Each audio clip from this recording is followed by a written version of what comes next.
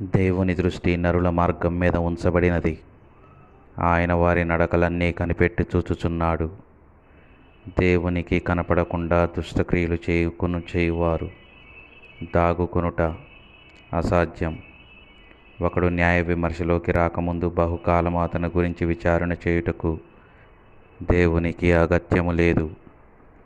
విచారణ లేకుండానే ఆయన బలవంతులను నిర్మూలము చేయును. దుష్టులను బహిరంగంగా ఆయన శిక్షించును.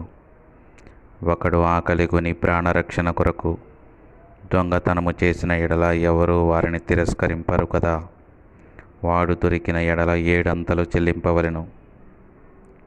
అయితే తన పొరుగువాని భార్యను ఆశించే ప్రతివాడు ఏమాత్రం దేవుని శిక్షను తప్పించుకొనడు.